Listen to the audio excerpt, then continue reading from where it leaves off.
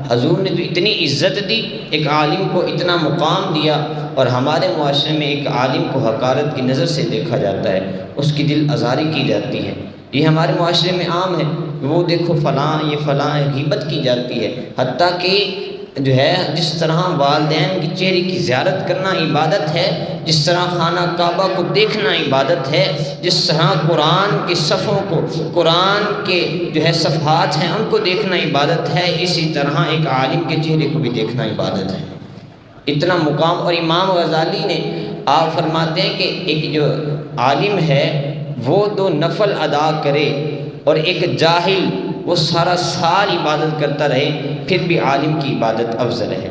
دیکھیے، اور حضور علیہ السلام جو ہے امام غزالی نے اپنی کتاب مکاشفۃ القلوب میں لکھا ہے کہ جو کسی عالم کی غیبت کرتا ہے، جو کسی عالم کی چغلی کرتا ہے،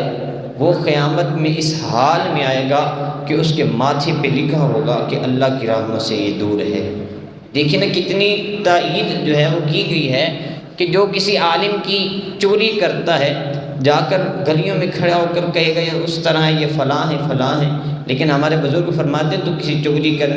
کی چغلی کرنے سے پہلے سے یہ آپ سوچ کہ تو کیا ہے، تو اپنے گریبان میں جھانک کر دیکھ تو کیا ہے۔ اس لیے، اور کیا کہا کہ امام غزالی نے جو کسی عالم کی چغلی کرے گا،